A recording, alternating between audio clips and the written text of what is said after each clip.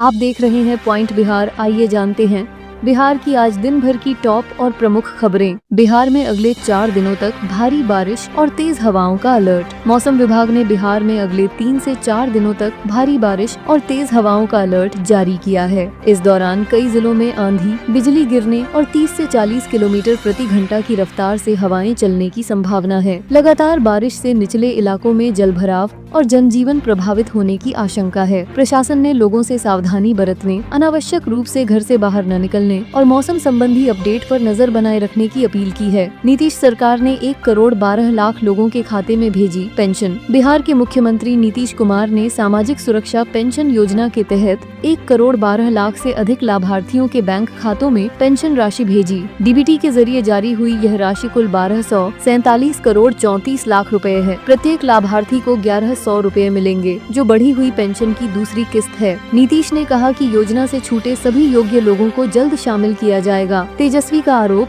Deputy CM का नाम 2 बार voter list में, आयोग भेजेगा नोटिस। तेजस्वी यादव ने आरोप लगाया कि बिहार के डिप्टी सीएम विजय कुमार सिन्हा का नाम 2 बार वोटर लिस्ट में दर्ज है। उन्होंने कहा कि यह चुनाव नियमों का उल्लंघन है और चुनाव आयोग को तुरंत कार्रवाई करनी चाहिए। तेजस्वी ने दावा किया कि आयोग इस मामले में नोटिस भेजने वाला है। इस आरोप के बाद बिहार की सियासत में तीखी बयानबाजी शुरू हो गई है। छपरा गोमती नगर एक्सप्रेस समेत कई ट्रेनों का शेड्यूल बदला। पूर्वोत्तर रेलवे ने छपरा गोमती नगर एक्सप्रेस समेत कई ट्रेनों के समय और मार्ग में बदलाव किया है। कुछ ट्रेनों को अस्थायी रूप से रद्द भी किया गया है। रेलवे के अनुसार यह बदलाव परिचालन कारणों से किया गया है, जिससे यात्रियों को यात्रा योजना में बदलाव करना पड़ सकता है। अधिकारियों ने यात्रियों से अपील की है कि वे सफर से पहले संबंधित ट्रेनों का अपडेटेड शेड्यूल अवश्य जांच लें, ताकि किसी असुविधा से बचा जा सके। 65 लाख मतदाताओं के नाम ड्राफ्ट वोटर लिस्ट से हटाने पर आयोग ने सुप्रीम कोर्ट को दी सफाई। चुनाव आयोग ने सुप्रीम कोर्ट को बताया कि बिहार में विशेष गहन मतदाता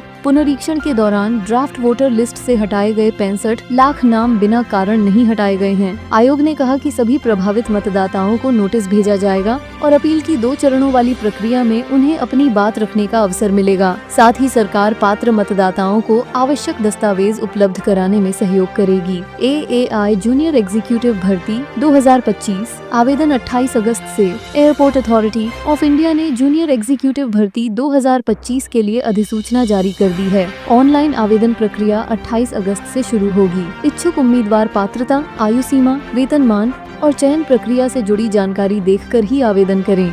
यह अवसर तकनीकी और प्रशासनिक दोनों क्षेत्रों में करियर बनाने वालों के लिए महत्वपूर्ण है।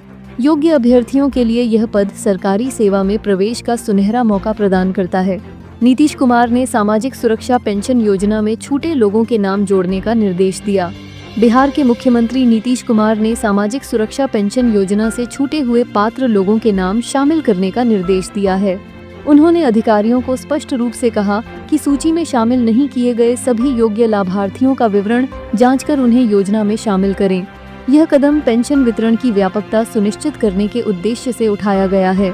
मुख्यमंत्री ने यह निर्देश राज्य में सरकार की प्रतिबद्धता को दर्शाते हुए जारी किया है। सरकारी स्कूलों और कॉलेजों में डिजिटल लाइब्रेरी की होगी शुरुआत।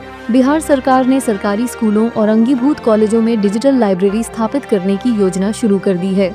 पहले चरण में चुने गए संस्थानों में प्रत्येक केंद्र पर 10 नए कंप्यूटर, इंटरनेट सुविधा और बिजली की व्यवस्थित व्यवस्था रहेगी।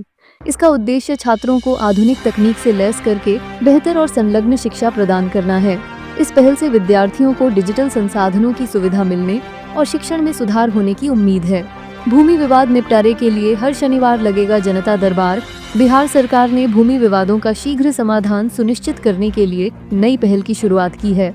अब प्रत्येक शनिवार अंचल कार्यालयों में जनता दरबार आयोजित होगा, जहां संयुक्त स्थल निरीक्षण और उपलब्ध साक्ष्यों के आधार पर विवादों का निपटारा किया जाएगा। यह कदम खासकर ऐसे मामलों में न्यायिक प्रक्रिया में देरी और आवेदकों की परेशानी को कम करने के उद्देश्य से उठाया गया है। इस प्रावधान से आम जनता को जमीन से जुड़े मामलों में त्वरित राहत मिलेगी।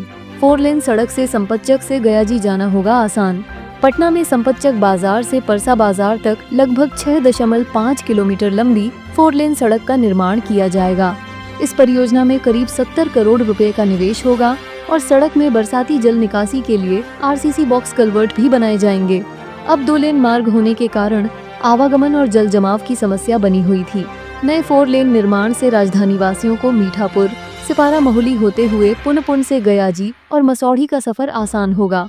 खगड़िया से कटिहार तक गंगा और बूढ़ी गंडक उफान पर बाढ़ का खतरा। बिहार में बारिश के बाद गंगा और बूढ़ी गंडक नदियां उफान पर हैं, जिससे खगड़िया से लेकर भागलपुर और कटिहार तक कई इलाके बाढ़ की चपेट में हैं। इन नदियों के खतरे के निशान पार करने से कई पंचायतों में पानी घुस गया है, जबकि सड़क संपर्क और आवागमन बाधित हुआ है। प्रशासन ने राहत कार्य शुरू कर दिए हैं। नावों से लोगों को सुरक्षित स्थानों पर पहुँचाया जा रहा है और प्रभावितों को अस्थायी आश्रय, चिकित्सा सुविधा और पीने के पानी की व्यवस्था की जा रही है। बिहार ड्राफ्ट वोटर लिस्ट पर 9 दिन बाद भी किसी पार्टी ने नहीं की आपत्ति। चुनाव आयोग के अनुसार 1 अगस्त को बिहार की ड्राफ्ट वोटर लिस्ट जारी होने के 9 दिन बीत जाने के बावजूद किसी भी राजनीतिक पार्टी ने सूची में नाम जोड़े जाने या हटाए जाने पर कोई दावा या आपत्ति दर्ज नहीं की है। हालांकि इस दौरान आम नागरिकों की ओर से कई आवेदन प्राप्त हुए हैं। आयोग ने कहा है कि सभी दावों की जाँच की जाएगी और सुनिश्चित किया जाएगा कि अंतिम सूची में किसी योग्य मतदाता का नाम छूटने न पाए। धर्मपुरा बराव मार्ग का निर्माण करेगी सरकार, ग्रामीणों को मिलेगा फायदा।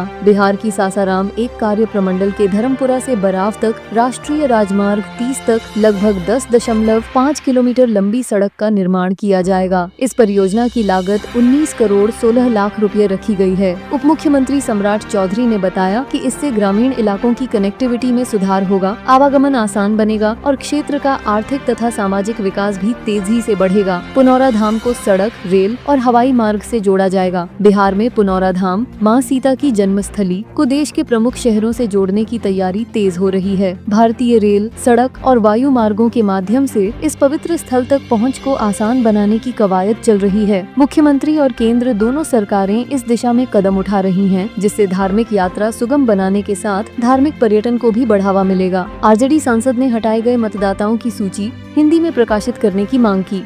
बक्सर से आरजेडी सांसद सुधाकर सिंह ने चुनाव आयोग को पत्र लिखकर बिहार की ड्राफ्ट वोटर लिस्ट से हटाए गए मतदाताओं की सूची हिंदी में प्रकाशित करने की मांग की है।